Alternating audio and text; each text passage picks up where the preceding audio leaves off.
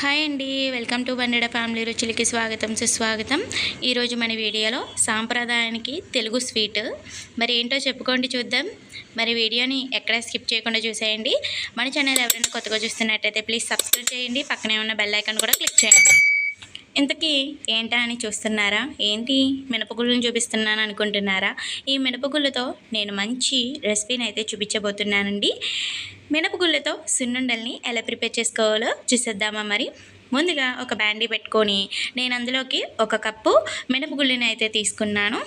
అలాగే మరొక కప్పుతో కూడా 1 కప్పు తీసుకున్నాను. నేను వీటితో చిన్న గ్లాస్తో 2 గ్లాసుల మినపగుళ్ళని తీసుకున్నాను. వీటిల్ని దోరగా వేగించుకోవాలి. బంగారు రంగు వచ్చే వరకు కూడా వేగించుకోవాలి. ఎలా లేదన్నా మనకి 15 నిమిషాలు దొరక పడుతుందండి. సో ఇలా లో ఫ్లేమ్లో పెట్టుకుని బాగా వేగించుకుంటే చాలా బాగుంటుంది. ఇల్లంతా కూడా సువాసనతో నిండిపోతుందండి. అంత బాగుంటుంది.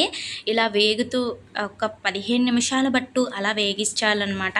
సో అలా వేగుతుంటే సువాసనకే మనం టెంప్ట్ అయిపోతాం. మరి అంత బాగుంటుంది. మరి ఇలా వేగించుకోవాలి. చూసారు కదా, ఈ రంగు అనేది రావాలి మనకి పర్ఫెక్ట్గా. అనేది మినపగుళ్ళు అనేది వేగిపోయినాయండి. చూసారు కదా, వీడియోలో చూపిస్తున్న విధంగా ఇలాగా మనం ఆ దగ్గరుండే కలుపుకోవాలి. ఒకవేళ కలపకపోతే కనుక మీకు మాడిపోయే ఛాన్సెస్ ఉంటాయి. అప్పుడు లడ్డూ టేస్ట్ అనేది అంత బాగోదు. సో ఇలా వేగించుకున్న తర్వాత స్టవ్ మీద నుంచి కిందకి దింపేయండి, చల్లారుతాయి. ఈ లోపల ఒక మిక్సీ జార్ తీసుకొని మనం వేగించుకున్న మినపగుళ్ళని మిక్సీ జార్లోకి వేసుకోవాలి. ఇలా మిక్సీ జార్లోకి పెద్ద మిక్సీ జార్ అయితే నేను తీసుకున్న క్వాంటిటీ అనేది కొద్దిగా తక్కువే మూలన నేను మొత్తం అన్ని మినపగుళ్ళని వేసేసుకున్నాను. అలాగే దాంతోపాటు మంచి ఫ్లేవర్ కోసం 2 ఇలాచీని కూడా వేసుకుంటున్నాను. ఇప్పుడు వీటిల్ని గ్రైండ్ చేసుకుందాము. గ్రైండ్ చేసుకున్న తర్వాత చూసారు కదా ఎంత మెత్తని పౌడర్ లాగా వచ్చిందో. సో ఈ విధంగా అయితే మిక్సీ పట్టుకోవాలి. సో ఇలా పట్టుకున్న తర్వాత ఈ పౌడర్ని అంతా కూడా మరొక బౌల్లోకి వేసుకోవాలి. ఇలా వేసుకున్న తర్వాత బెల్లం అనేది సేమ్ క్వాంటిటీలో అనేది తీసుకున్నానండి. అంటే మినపగుళ్ళు మనం 2 గ్లాసులు తీసుకున్నాం కదా, సేమ్ క్వాంటిటీలో కూడా బెల్లాన్ని కూడా 2 గ్లాసులు అయితే తీసుకున్నానండి. మీరు స్వీట్ తక్కువ తినాలనుకుంటే కనుక 1.5 కప్ అయినా కూడా తీసుకోవచ్చు. ఆ తర్వాత బెల్లం అంతా కూడా ఒకసారి కలిపేసి ఒక కవర్ కానీ మీద ఏదన్నా వేసుకొని ఇలా అప్పడాల కర్రతో ఇలాగా అనేసుకుంటే చక్కగా మనం అసలు ఇందులో ఏమేసామనేది కూడా తెలియదండి. అంత బాగా మెల్ట్ అయిపోతుంది అనమాట బెల్లం. సో అలా బాగా చేసుకున్నట్టయితే బాగుంటుంది. ఆ తర్వాత నెయ్యి కాచుకోవాలన్నమాట.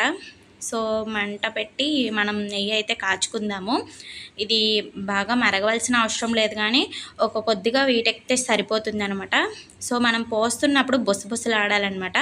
సో ఇలా బాగా మరిగించుకుంటే సరిపోతుంది అనమాట. సో ఈ విధంగా మనకి నెయ్యి కాగితే సరిపోతుంది. సో అంతా దాని తర్వాత ఇలా కలుపుకోవడమే. ముందు వేడిగా ఉంటుంది కాబట్టి స్పూన్ సహాయంతో అయితే కలుపుకున్నాను. ఆ తర్వాత ఇలా బాగా కలిపేసుకున్న తర్వాత కొద్దిగా నెయ్యి పడుతుందండి ఇంకా నాకు. మరి కాస్త కొద్దిగా నెయ్యి పోసుకొని ఒకసారి కూడా మళ్ళీ కలిపేసుకొని ఆ తర్వాత మనం ఇలా చుట్టామంటే చక్కగా విడిపోకుండా ఉండాలన్నమాట. ఇప్పుడు సరేనండి, సరిపోయింది. ఇంకా సున్నుండలను అయితే ప్రిపేర్ చేసేసుకుందాము. కొద్దిగా వేడి మీదే చుట్టుకోవాలండి. ఎందుకంటే వేడి మీద చుట్టుకుంటే లడ్డు పర్ఫెక్ట్గా వస్తుందన్నమాట. ఎక్కడ బ్రేక్స్ అనేవి రావు అనమాట. సో వీడియోలో చూపిస్తున్నట్టుగా ఒక చేతి మీద 3 ఏళ్ళతో అనేది నొక్కుంటే కనుక మనకి లడ్డు అనేది పర్ఫెక్ట్గా వచ్చేస్తుంది అనమాట.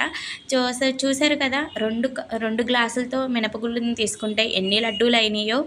ఇది రోజుకు 1 చొప్పున తిన్నా కానీ మీకు నడువు నొప్పులు కానీ నెక్స్ట్ ఎముకలు కూడా దృఢంగా ఉంటాయన్నమాట.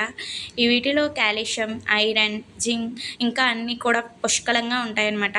సో చూసారు కదా, సున్నుండు కూడా ఎంత బాగా వచ్చిందో విడదీస్తే.